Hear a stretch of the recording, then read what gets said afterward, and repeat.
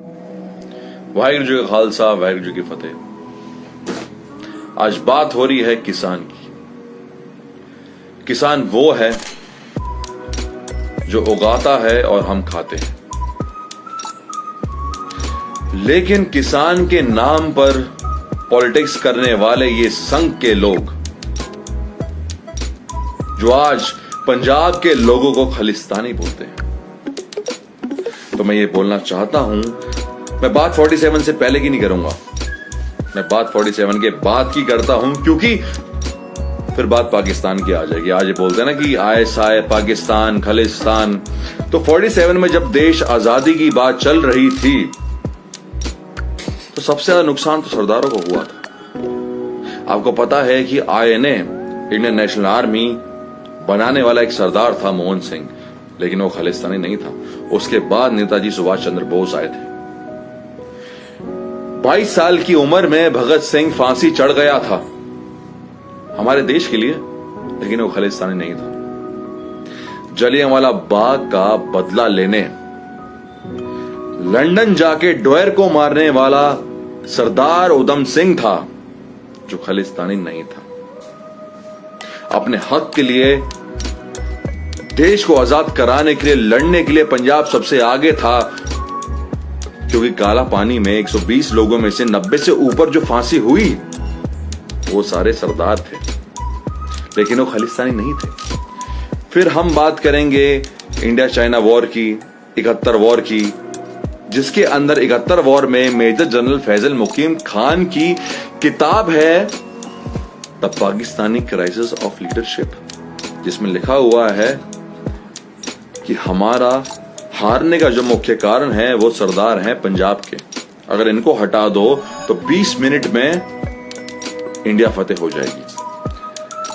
लेकिन वो सरदार जो देश के लिए लड़े खालिस्तानी नहीं थे। और लगभग अगर मैं बोलूं आज की बात, अगर जो फौज में लड़का खड़ा हुआ है, चाहे पंजाब की घातक प्लेटून हो जो चाइना से लड़ती है, 22 साल का लड़का गुरनाम सिंह जो 12 चीनी को लेके अकेले मर जाता है, वो खालिस्तानी नहीं है।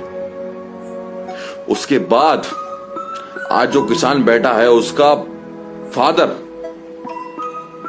मर जाता है सर्दी के अंदर दिल्ली में किसान आंदोलन में, और उसका बेटा सरहद पे शहीद होता है, वो खालिस्तानी नहीं है। कोरोना में जहां तुम छुप गए थे अपने घरों में, जहां मंदिर, मस्जिद, चर्च बंद थे, तो खुले थे सिर्फ गुरुद्वारे। जहां सेवादार बिना नकाब की सेवा करते थे, तुम्हारे घरों में पहुंचाते थे। अरे पूछो उस लेबर से, पूछो उस वॉचमैन से। जहां लंगर पहुंचाते थे वो सरदार, वो खालिस्तानी नहीं थे।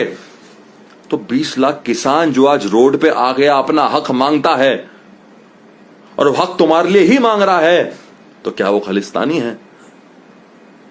अरे कब तक तुम हिंदू मुसलमान से क्रिश्चियन में लड़ाई कराओगे? पहले तुम दलितों के लिए करते थे, फिर तुम्हारे लिए क्रिश्चियन मिशनरी बनते थे, फिर मुसलमान तुम्हें आईएसआई लगते थे, और आज जब सिख अपने हक के लिए हो गए, वो खालिस्तानी।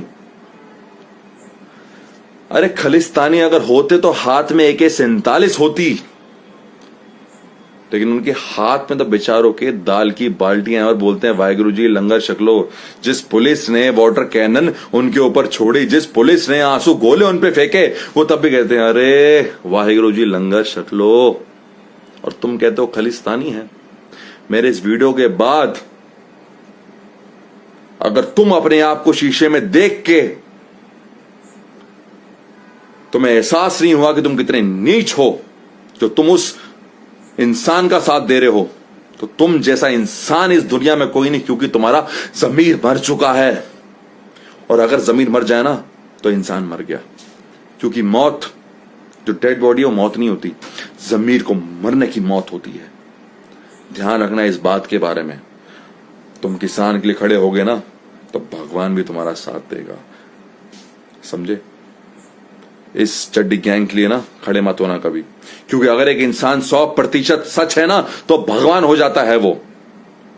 अगर तुम उसको भगवान मानना चाहते हो तो भगवान मानो, तुम्हारे लिए वो भगवान होगा। लेकिन मेरे लिए मेरा भगवान किसान है, जय जवान जय किसान, और मैं किसान के साथ हूं। जो किसान के लिए नहीं खड़ा है ना, वो किसी के लिए नहीं खड़ा है, उसका जमीन मर चुका है, वो दो कोड़े का इंसान है मेरे लिए। वाहिगुरू जी का खालसा, वाहिगुरू जी की फतेह।